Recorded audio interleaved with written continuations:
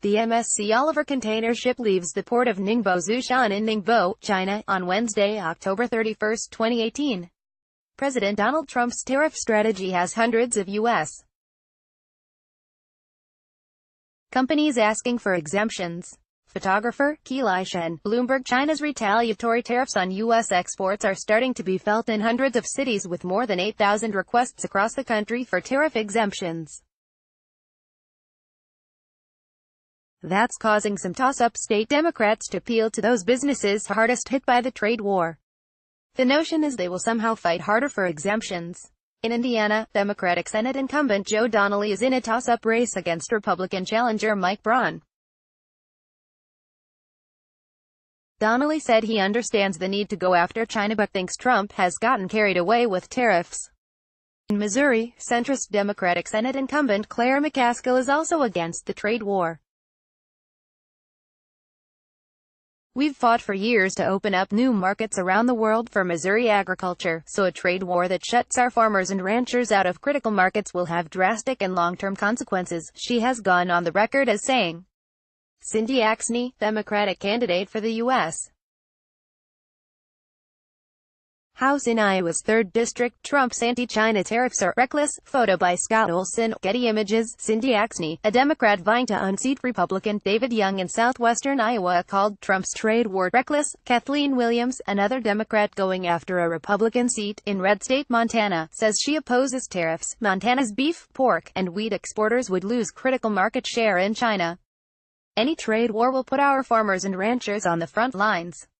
It will cost Montana jobs and hurt our economy, she says. China has gone after Montana beef and forestry products. Montana's median household income grew by 3.5% in 2017 while those living below the poverty line decreased 2%, according to the President's Council of Economic Advisors. Dear China, the Democrats want to save you. Forbes. China's President Xi Jinping is seen on a big screen in the media center as he speaks at the opening ceremony of the first China International Import Expo in Shanghai on November 5, 2018. Many officials in Beijing are hopeful that a Democratic legislature can trip up Trump. Photo by Johanna Seisel, AFP. According to Panjiva Research, 788 companies are still asking for help from the U.S. Trade representative to get some exemptions. They are slow going. Panjiva analysis shows appeals were received for 48.4% of the tariff lines covered in Trump's first round of tariffs and 10.6% in his second round. The process of appeals for the former is more advanced than the latter. The process goes through 4 stages: consultation, substantive review, administrability, and approval, and would allow for importers to be exempt from extra duties charged on particular made-in-China goods. Of the thousands of requests received by the USTR, none have had formal approval while 9.9% have already been denied, according to the number crunchers over at Panjiva. Exemption requests by companies have been applied to for products where imports in the past 12 months ending August 31 were worth $36.7 billion. Some $270 billion of made-in-China goods, like apparel, have not yet been tariffed by Washington. Many companies are not taking chances and are in the process of remapping their supply chain.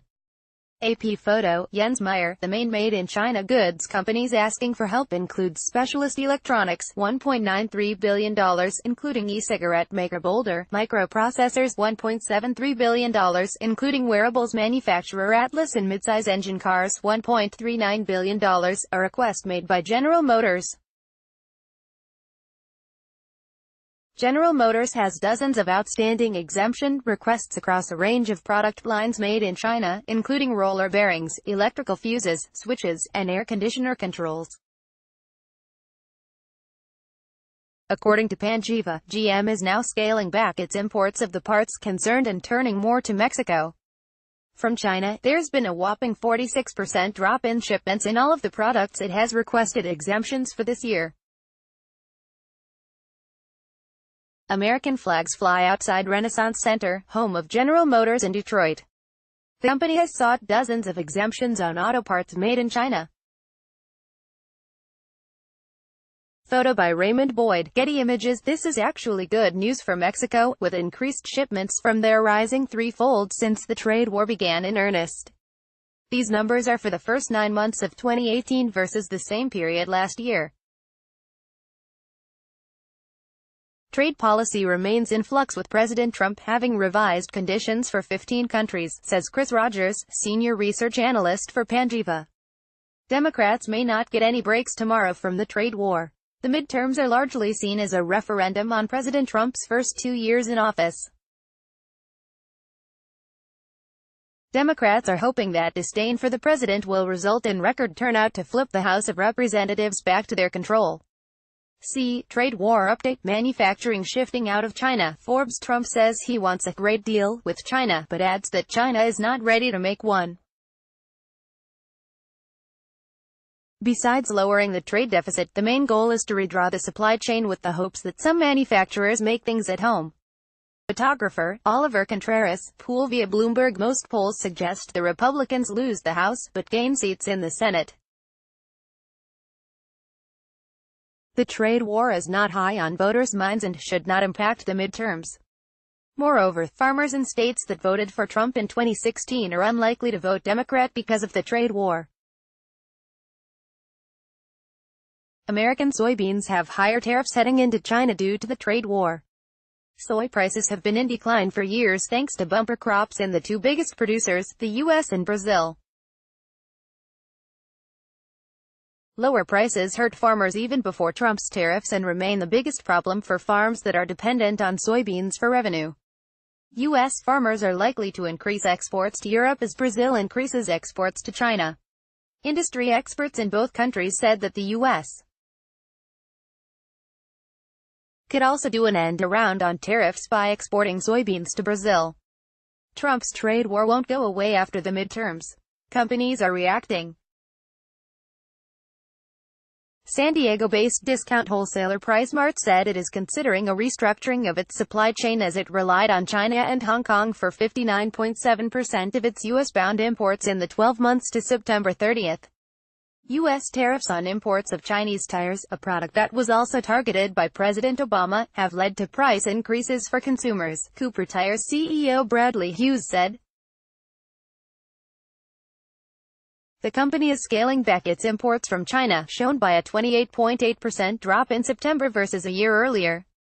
Engine manufacturer Cummins said in recent earnings calls that tariffs will add $250 million to its costs in 2019.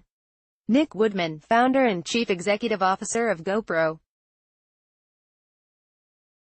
his CFO, has hinted that the company will shift its supply chain from China if it becomes the latest target in an ongoing trade dispute between the world's top two economies. Photographer, David Paul Morris. Bloomberg. Popular digital camera company GoPro imported 322 shipping containers of cameras from China in the 12 months to September 30.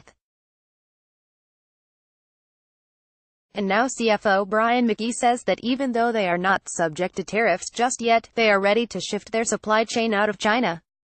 Some $270 billion worth of China goods have not been hit with new tariffs, but Trump is already threatening to go after them. Leading products that would be covered include mobile phones and laptop computers like Lenovo, though consumer goods may yet prove problematic for Trump.